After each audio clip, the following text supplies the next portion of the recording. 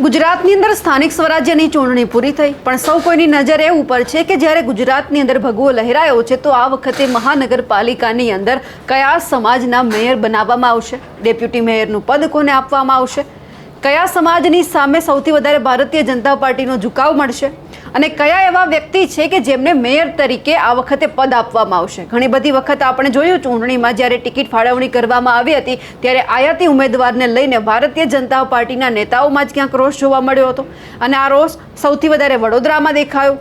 ફરી એક વખત જ્યારે વડોદરાની અંદર સેન્સ પ્રક્રિયા શરૂ થઈ, મેયર, ડેપ્યુટી મેયર, સ્ટેન્ડિંગ કમિટીના ચેરમેન માટે ત્યાં જ જે ભારતીય જનતા પાર્ટીના ધારાસભ્ય છે યોગેશ પટેલ, તેઓ મેદાનમાં આવ્યા અને ફરી એક વખત પોતાનો બળાપો છે ભારતીય જનતા પાર્ટીની સામે કાઢ્યો છે. નમસ્કાર, આપ જોઈ રહ્યા છો નિર્ભય ન્યૂઝ અને હું છું આપની સાથે રિદ્ધિ. ગુજરાતની અંદર અત્યારે સેન્સ પ્રક્રિયા શરૂ છે કે મેયર, ડેપ્યુટી મેયર, સ્ટેન્ડિંગ કમિટીના ચેરમેન આ કોને બનાવવામાં આવે. અમદાવાદ હોય, વડોદરા હોય, સુરત, રાજકોટ, જેટલા પણ મહાનગરપાલિકાની અંદર ચૂંટણી હતી એ તમામ ઉપર અત્યારે ભારતીય જનતા પાર્ટી છે સેન્સ પ્રક્રિયા લઈ રહી છે.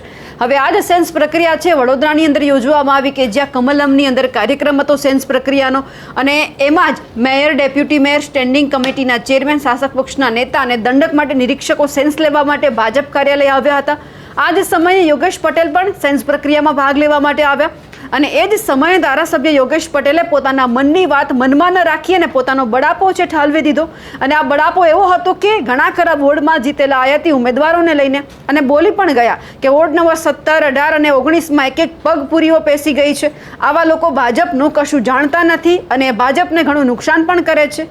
અમુક લોકોને ત્યાં બાળક જન્મે એ ઘણી વખત 3 વર્ષ 4 વર્ષ સુધી કૂદીને ચાલતું હોય છે. બસ ભાજપમાં પણ એવું જ છે, ક્યારેય ભાજપનું કામ ન કર્યું હોય, ભાજપના કામમાં દેખાયા પણ ન હોય. અમારા નેતાઓ પણ એવું કહે છે કે આવા લોકોને ટિકિટ કેમ આપવામાં આવી. આવા ન ચાલતા લોકોની ઘરમાં બાધા પણ રાખવામાં આવે છે કે જો ચાલતા થશે તો પૂરી મૂકીશ. એને પગ પૂરી કેવી વ્યાખ્યા પણ યોગેશ પટેલે આપી દીધી અને સીધો જ કટાક્ષ કરી દીધો કે ભારતીય જનતા પાર્ટીમાં પણ આવા ઘણા પગપૂરીઓ છે જેમનું ઘરમાં પણ ક્યાંય નથી ચાલતું, એમને ભાજપમાં મૂકી દેવામાં આવ્યા છે. ગઈ વખતે પણ આવી પગપૂરીઓ પેસી ગયેલી, એને વખતે પણ ભાજપને નુકસાન થયું હતું. આ વખતે પણ 3 પગપૂરીઓ પેસી ગઈ છે, ઘણું નુકસાન કરે છે. નામ તમારે શોધવાના છે એવું પણ એમણે તમામ લોકોને કહી દીધું છે અને આ વખતે સ્પષ્ટ વાત એ કરી છે કે મેયર આ વખતે સારા હોવા જોઈએ. ગત ટર્મમાં જે મેયર તરીકે પિંકીબેન સોનીને રાખ્યા હતા એમના જેવા મેયર તો હોવા જ ન જોઈએ. ઘણી બધી વખત પિંકીબેન સોની છે એમનો વિરોધ નોંધવામાં આવ્યો હતો કારણ કે જ્યારે કામ નહોતા થયા, લોકોની મદદે આવવાનું હોય ત્યારે મેયર નહોતા આવ્યા એટલે જબરદસ્ત એમનો વિરોધ થયો હતો. પણ આ વખતે યોગેશ પટેલે એક સાચી વાત કરી દીધી છે કે મેયર હંમેશા કામમાં આવે એવા હોવા જોઈએ. ગત ટર્મમાં જે જગ્યા ઉપર જે મેયરે કામ નથી કર્યા એવા લોકોની આ જગ્યા છે જ નહીં. સૌથી પહેલાં તો યોગેશ પટેલને સાંભળીએ કે તેમણે ભારતીય જનતા પાર્ટી અને ખાસ કરીને જે આયાતી ઉમેદવારો છે જે જીતી ગયા છે તેમના માટે શું કહ્યું છે. એ કંઈ કહેવાનું ના હોય. બોલો હવે.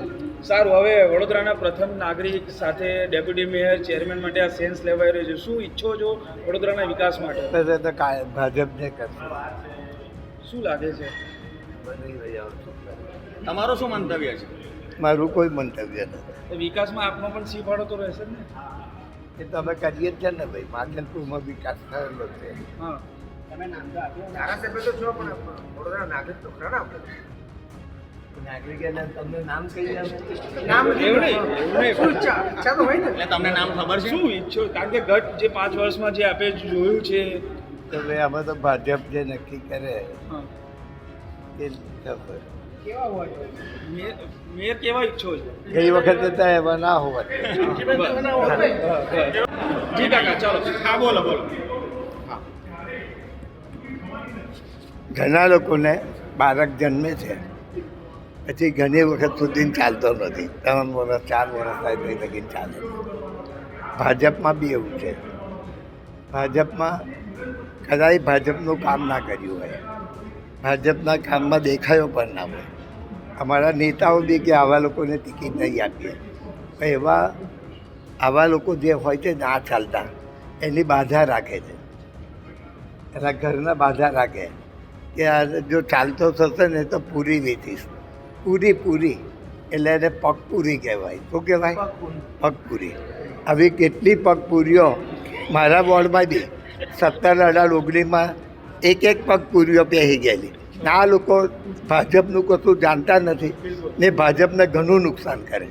ગઈ વખતે બી આવી રીતે પગપુરીઓ પેસી ગયેલી ને એને બી ભાજપને બહુ નુકસાન કરેલું.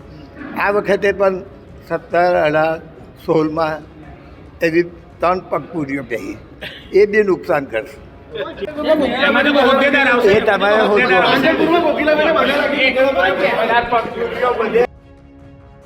યોગેશ પટેલે આ પહેલીવાર નથી આવું કહ્યું. આમની પહેલાં પણ જ્યારે ચૂંટણી પ્રચાર ચાલુ હતો ત્યારે પણ તેમણે એવું કહ્યું હતું કે જો ભારતીય જનતા પાર્ટી બહારથી ઉમેદવારો લઈને આવશે તો પછી આપણે આપણા જ પક્ષની સાથે લડવું પડશે, કારણ કે મહેનત આપણે કરીએ, બસો પણ આપણે ભરી આવે અને લોકોને આપણે લઈ જઈએ પક્ષના કોઈ પણ કાર્યક્રમમાં અને ટિકિટ બહારથી લોકો લઈ જાય, જીતી પણ જાય અને પછી જે બહારથી આવેલા છે એમને કોઈક મોટું પદ પણ આપી દેવામાં આવે. આપણે શું ફક્ત અહીંયા મહેનત જ કરવાની છે, ખાલી ભારતીય જનતા પાર્ટી માટે ઘસાવાનું જ છે? પણ અહીંયા સમજવા જેવી બાબત એ છે કે સ્થાનિક સ્વરાજ્યની ચૂંટણીની અંદર જગદીશ વિશ્વકર્માએ પોતાનો રેકોર્ડ તો બનાવ્યો છે. આટલી બધી બેઠકો અપાવી અને ગુજરાતની અંદર બધા જ મહાનગરપાલિકામાં ભારતીય જનતા પાર્ટીનો ભગવો લહેરાઈ રહ્યો છે.